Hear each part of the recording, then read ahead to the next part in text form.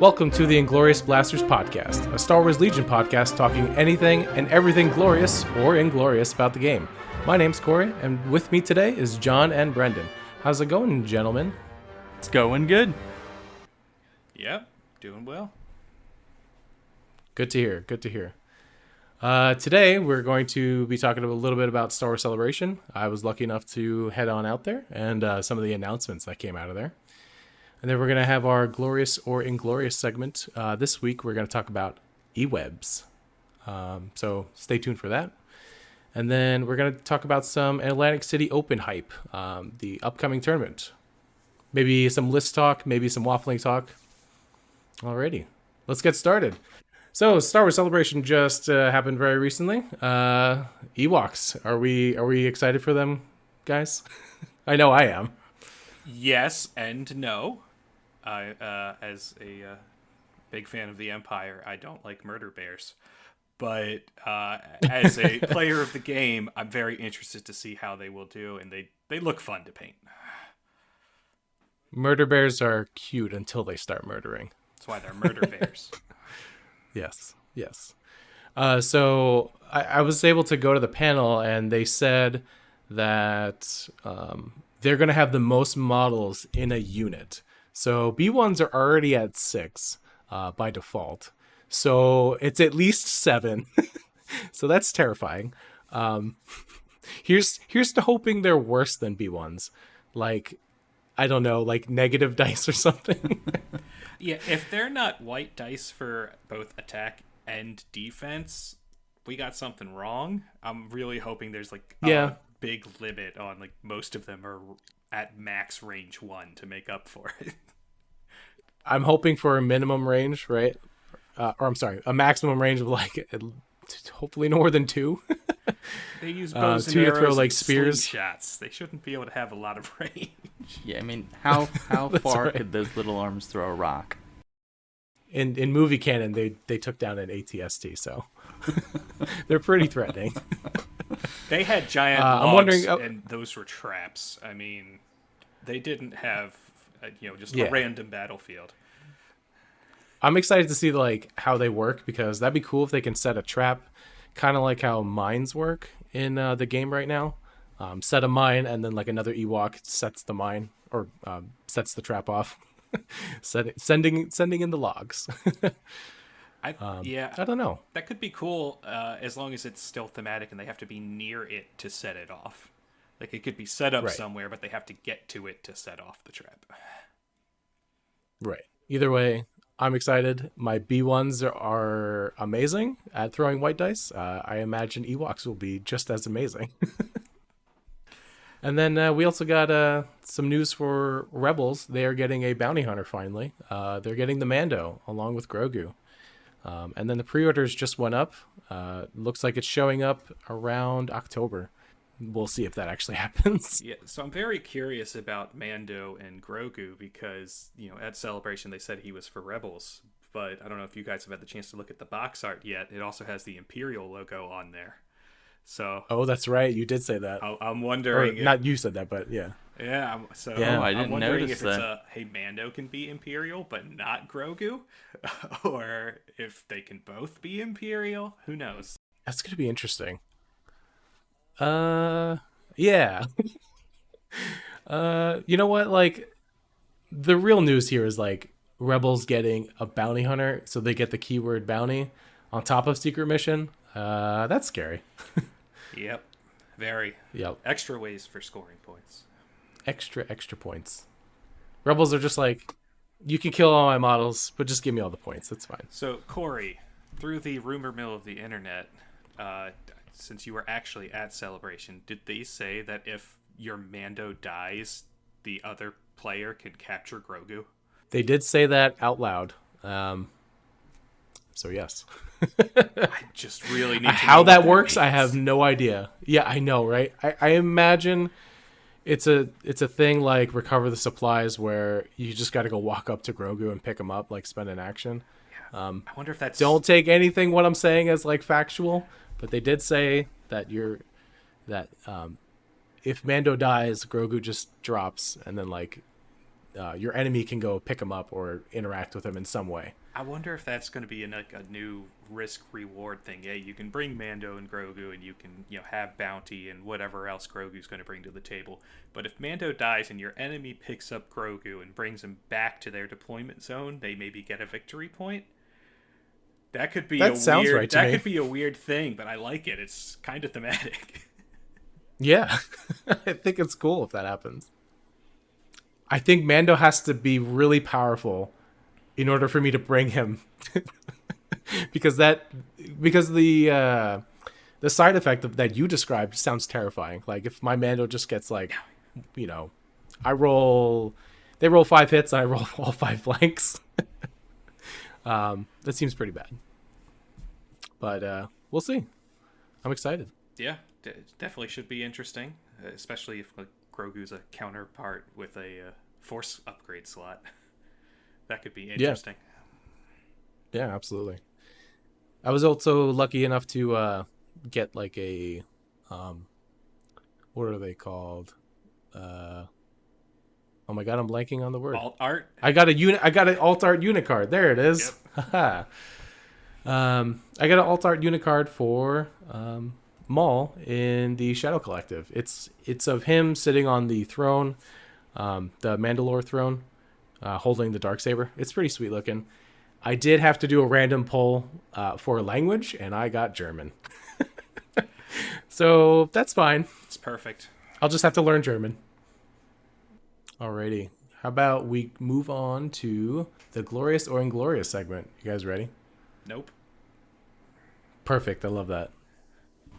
Ready. Excellent. Ready to rock. All right. So I'm going to be judge today, and Brendan has taken the side of Glorious for eWebs, and then John has taken Inglorious for eWebs. I don't think I have too much of a bias. Like, I've used them. I've played Empire before. My thoughts are fairly neutral on eWebs. So one of you two can sway me. Probably pretty easy. Alrighty. Who wants to go first? Well, let's first give the stats on the eWeb. You know what? That sounds like a good idea. I've got it up, so I can do that. So eWebs are 55-point emplacement troopers with red defense dice, 4 health, 2 courage, surge to crit, do not surge on defense.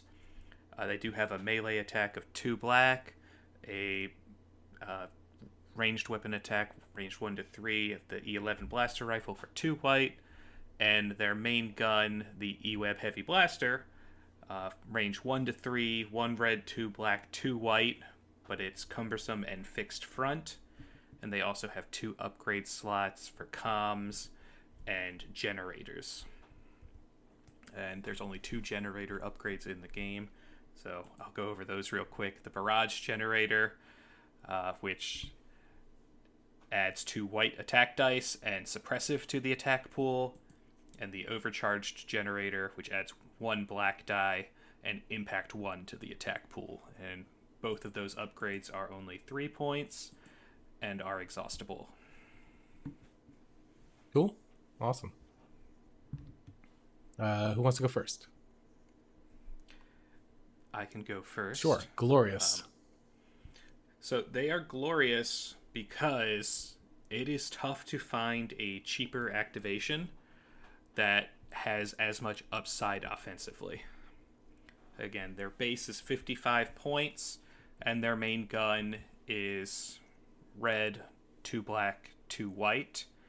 A couple things I did forget to mention about it. It is speed 1. It has a keyword called full pivot, so it can pivot up to 360.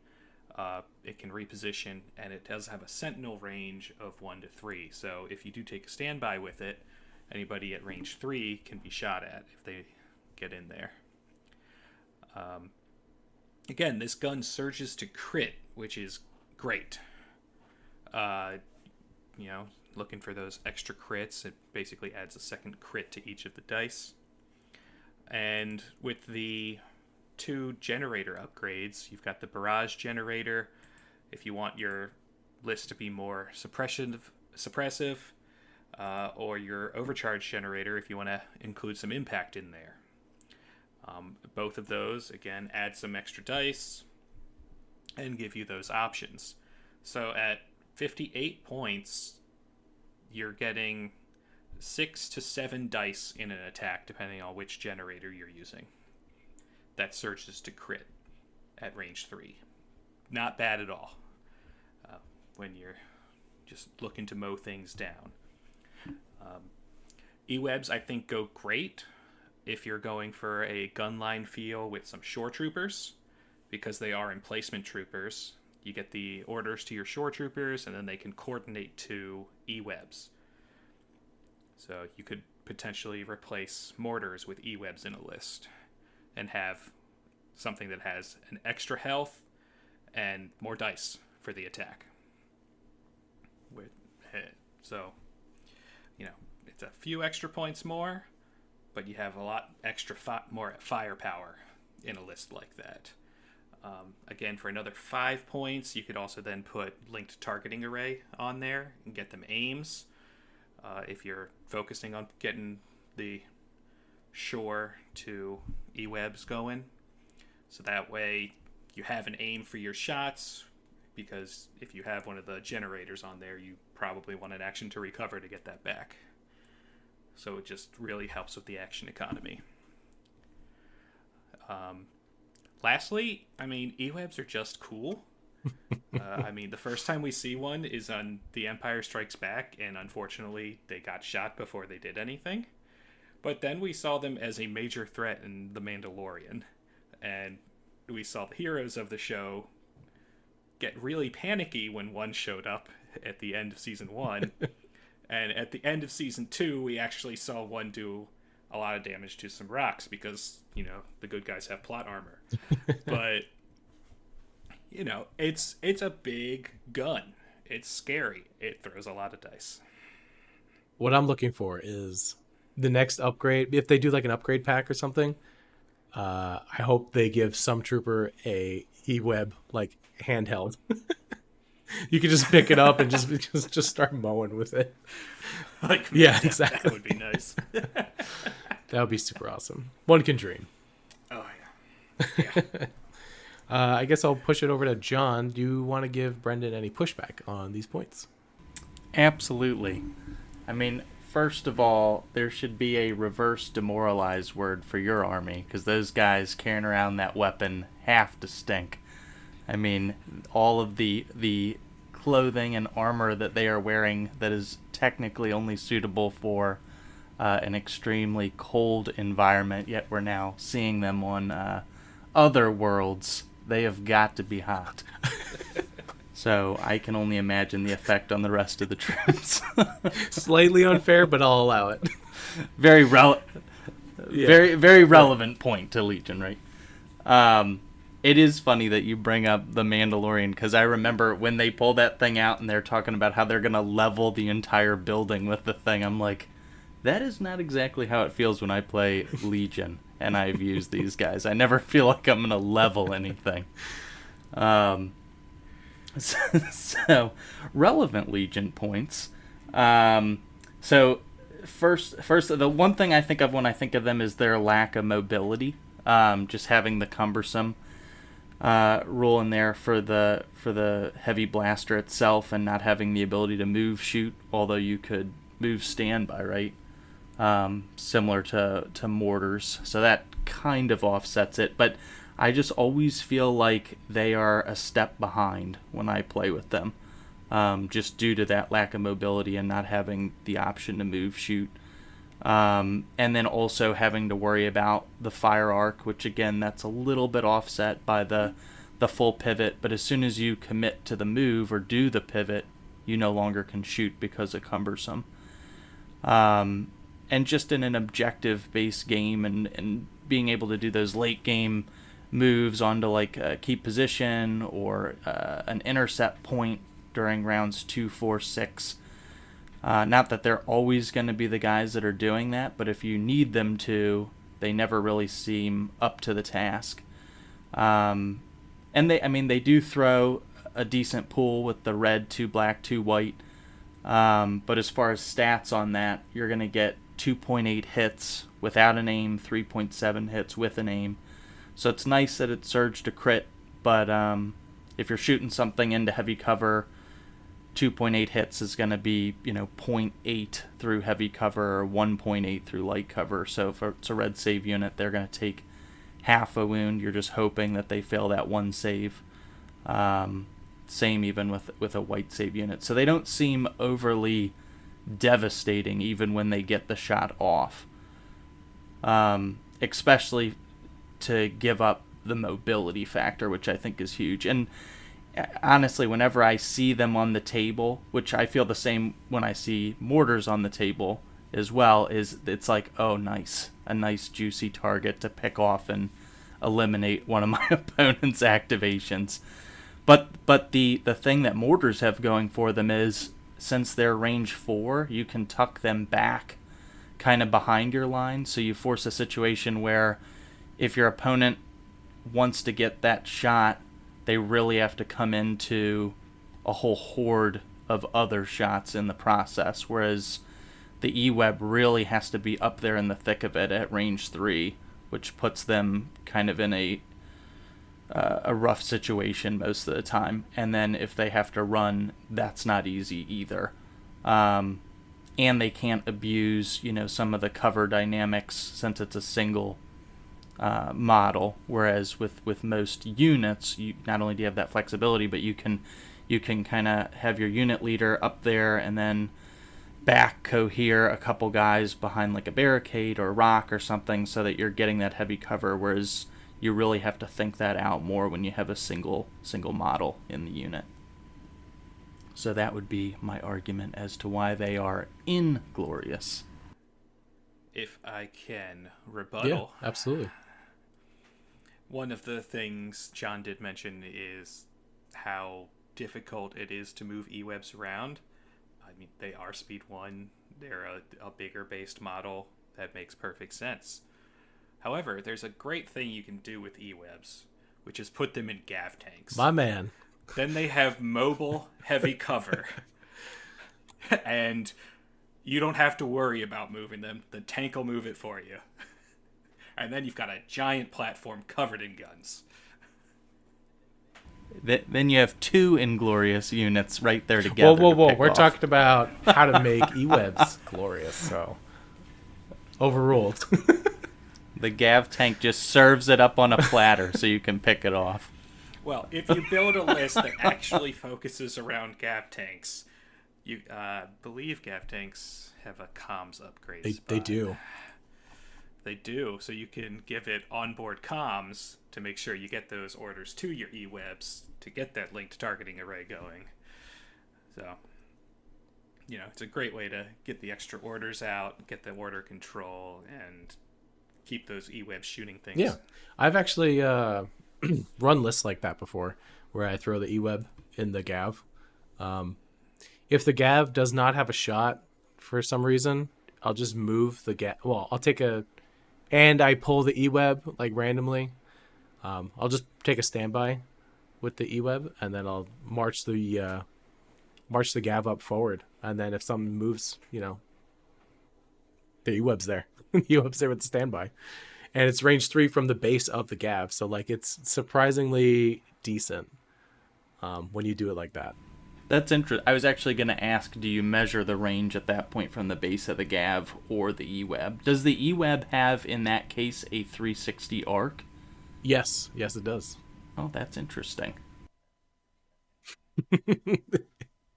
Yeah, it's super cool. It's good. The only thing bad about it is table dependency. Yeah. for that specific trick. A lot of tables. Right, for that particular trick, because Gavs cannot move over a lot of things. No. And a lot of tables nowadays are a little bit more vertical and a little bit more dense, so it's tough to navigate with a Gav.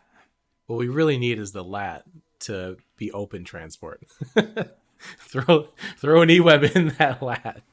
You can mount it on the wings and just do drive-bys like Like a Black Hawk Down type situation. Yeah, absolutely. No, what we need is the Gav to get retconned from the Gav we see in Rogue One to the Gavs we see in Rebels, which are hover vehicles. Yeah, there's a big disconnect right there. I'm upset they're not like hover, but whatever. Here we are, forever on the ground. Do you guys want to bring up any other points? I mean, I'm kind of split. I mean, you both brought up some great points. I love the fact that Brendan brought up Shore Trooper plus LTA, because that is pretty gross, right? You don't have to use the mortar. Getting that extra aim, pretty helpful. They are cool. I love that point. And then, you brought up the Gav, so that gets some extra love from me. John, lack of mobility that's pretty true. You brought up the key positions point. I'm going to push back slightly. I'm going to argue for Brendan. Because I am the judge, so I get to do whatever I want. The lack of mobility is true on KP, but like, if it hasn't died and it's gotten to that point in the game where they are a potential scoring unit, they move surprisingly far if you double move. It's not bad. They're not limited anymore, right? They got rid of that crappy rule. Yes, Correct. they did. Plotting. What was that? Was that plotting? Yeah. I think it was plotting. Yeah, they got rid of Yeah. that. So Yep, the single double move. move is really good. And you could just touch the KP. That's fine. And then maybe even sometimes, depending on the KP, actually block access. Access to the enemy for other troopers to get in there. They are very weak. I will give you that. Another thing, they are. Another thing is, since they are troopers, you can take advantage of rapid reinforcements and deploy them places so they can actually get better shots. Yeah. If you choose to have them be your reinforcements. This is so tough. What is the? Do we know the distance that they? So like a small base unit, a speed 2 move is just shy of range 1. It's like 5.8 inches. Do we know? Because it is speed 1, but you're right. Like the base is much larger, obviously, than a standard base size, which I believe is 28 millimeters. It would definitely be over range 1 because it's I think the same base size as a dewback. Is that? Oh wow. Is that a large? That's a large base then, right? Okay. Yeah. Yeah, like I'm having a hard time like figuring out like, because you both bring up good points. They to talk about John's points really quick. It just does die really quickly. It's 4 health. Even in heavy cover, stuff is putting too many crits through. But man, is this? I want this unit to be so good.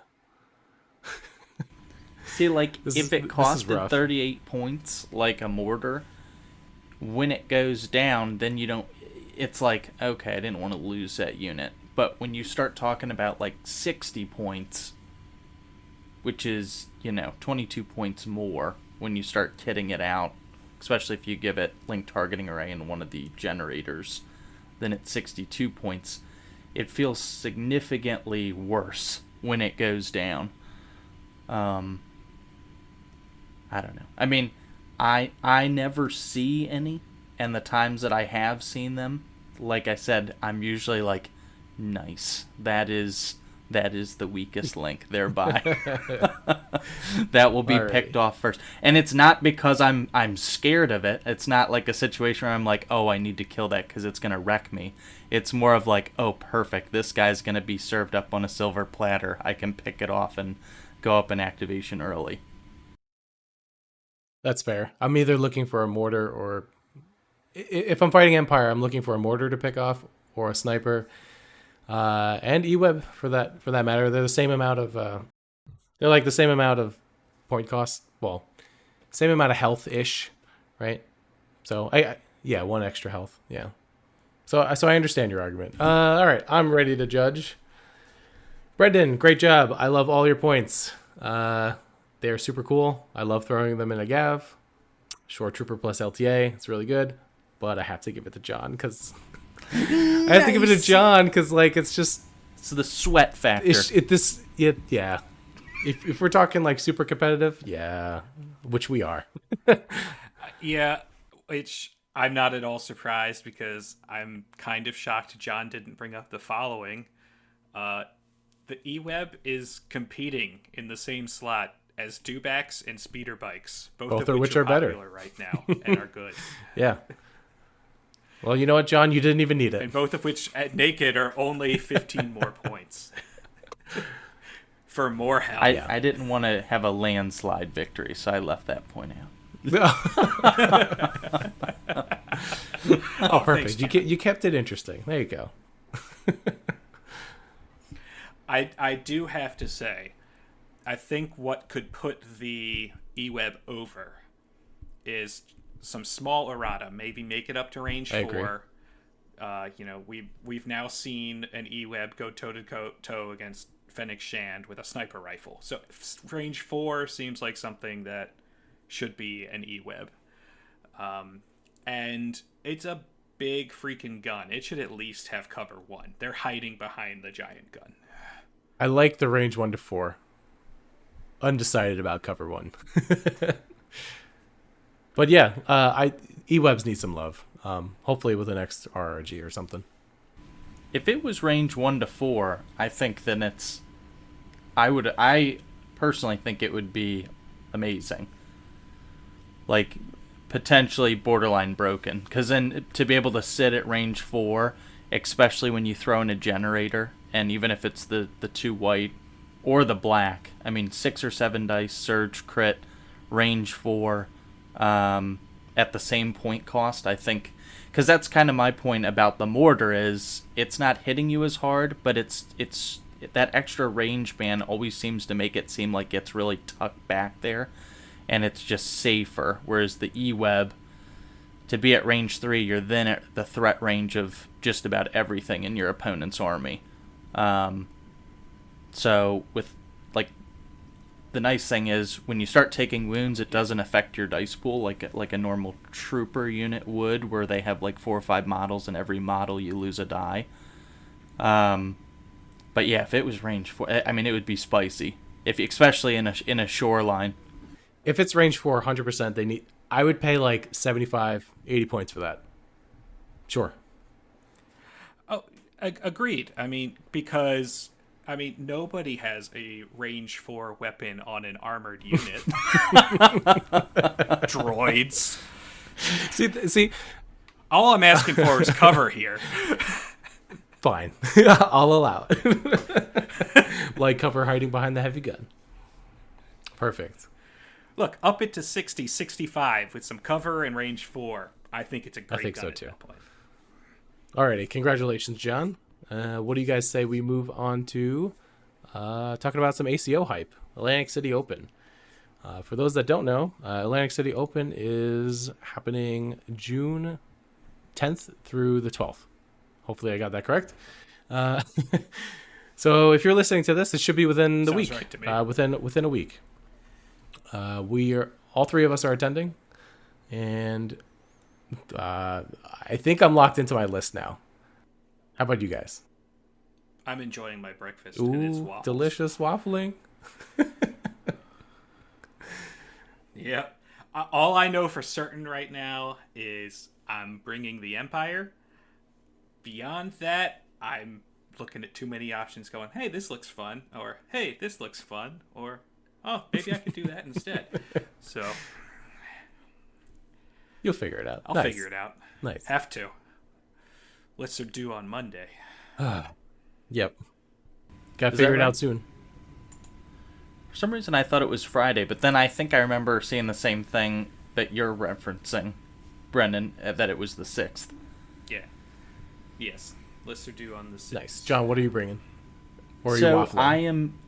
I'm 95% leaning towards my Wookiee Padme list that I've been playing, with triple Wookiee, either Chieftain or Chewbacca, Padme, and then 3 clones with heavies. And then I just keep playing around with different upgrades and switching between Chieftain and Chewbacca, 1 shooty, Wook 2 melee, or now I'm kind of looking at 2 shooty, 1 melee, because I usually tend to like to sit at range 3. And then there's just so many fun things that you can do with Overwatch on them and having Padme there to share standbys. But there's just so much range 4 in the meta that you have to... they become so table dependent, because if you have somewhat of an open table at all, the fact that you have to eat 1 or 2 shots by the time they get to you, they're so depleted and, battered down that it really doesn't matter anymore. So I've been kind of like, we've been chatting about some Palpatine lists, so I'm 5% leaning that direction. I'll probably end up sticking with Gar. Probably, yeah. I mean, I do have to say, we kind of know what the tables are going to be like, because these are tables from Nick from Legion 99, and he does not make open tables. So that is not really that much of a concern. His tables are very well balanced, maybe a little on the dense side. And that's actually probably the one thing I keep coming back to, where I'm like, this will be okay. right? Like, there shouldn't be any range 4, like, open lines. Or, I mean, if they are, like, with scale, you should be able to just kind of work your way around them and at least be able to engage at, range 2.5, 3. Gotcha. Yeah, I think you'll do fine with the Gar list. You just need a good board side, and then you need a good deployment. That's it. John, you and I have talked about it before, but like, that list doesn't care what the objective is. You just No, want it does not. you just want to like get a deployment that can get the Wookiees in. The giant murder bears. The bigger, older cousins. Oh boy. So for me, I'm going to be bringing the same list that I brought, I guess, for the past 2 tournaments, which is my Adepticon list. One small change: I got rid of hostage exchange. Yeah. That will never happen again. Shocker. Evan, if you're listening to this, it's never going to happen again. No, I'm just playing. I've been doing well with that list. I think it's exactly what I want to do and what I'm good at, which is just be as lame as possible, sit back at range 4, and just shoot. That's fine by me. So definitely the opposite of whatever I'm 100% doing, the opposite. because I love bringing melee lists. I love running Right. at people, and then if my stuff dies, it dies. If it's in there, the other Yep. person dies. So Very 2 polar opposite lists, right? Just in case no one was aware what the list was, it's Kalani, and then it's 2 spiders, 2 ion spiders, and then it's the AAT, 5 B1s with 2 of them having the sniper, and then 2 of them having a repair bot, and 1 of them's naked, and then I have 1 RPS Magna Guard.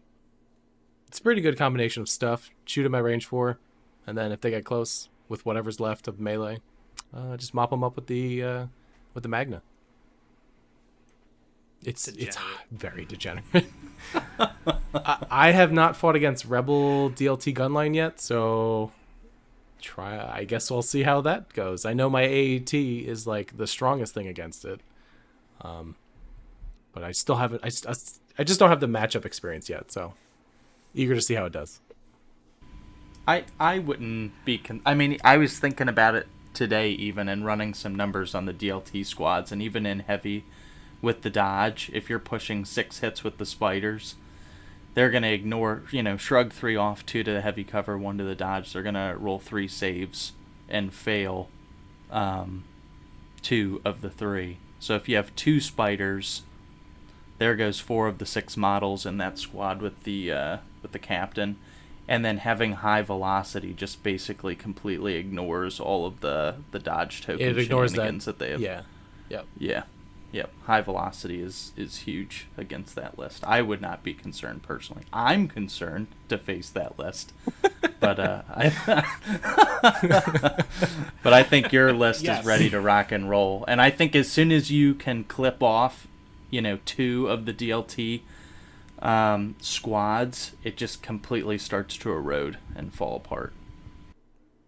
Probably. That sounds right. Again, it's just one of those I haven't fought against it, so it seems like a boogeyman, but Sure. probably end up being okay. If I can get the deployment I want, I'm pretty good. Pretty happy with that. Yep. And so ACO does have the 2 heats, and I believe we're all playing on the Friday heat. Yep. For some weird reason, I thought Yeah, I was playing on but, Saturday, but then like Nick said something in the Discord, and I was like, oh yeah, I am playing on Friday. Yeah, but there's also going to be skirmish for anybody on Saturday and Sunday if you didn't make the cut for Sunday.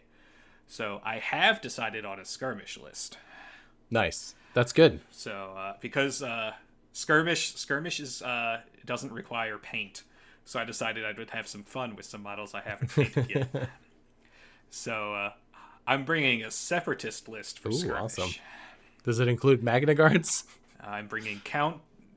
It does. It includes Count Dooku, 2 naked B1s, and 2 Magna Guards with rockets. I was thinking of situational the same awareness. thing, but with Grievous or with Kraken. Yeah. I just want to have some fun with Dooku. Oh yeah. Dooku should do some work, like burst of speed and just like basically get in there. Turn 1. Okay, seems good. Yeah, I'm waffling between burst of speed or having force reflex and vigilance on him, so I just don't have to worry as much. I don't play too much skirmish, so I guess I'm unaware of how useful burst of speed will be. I can see a case for reflex as being pretty useful. Yeah, again, I don't know what the tables will be like Yeah. for it, but I mean, I've Right. got the Magna Guard. They can do a lot of protecting. Yeah, true. So, Yep. Should be great. I have no list for skirmish yet. Got to figure that out. John, what about you? If you get knocked. Oh wait, are you going to be possibly there on Saturday or Sunday? No, so I will not be there Saturday, and only returning Sunday should I make the top cut. Gotcha. Well, I hope we all make the top cut. That'd be cool.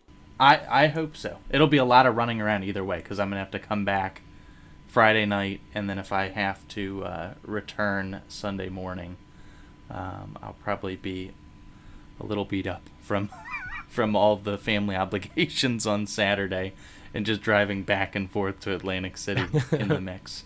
Probably. That's all right.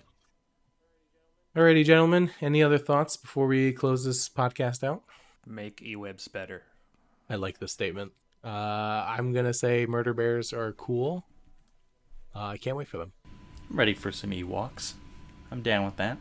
Hell yeah. I want people to paint squads of Ewoks as Care Bears. That's where I draw the line. Nope.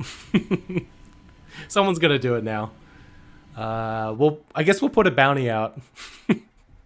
Whoever could... Maybe we'll give them some free swag. I don't know. We'll figure it out.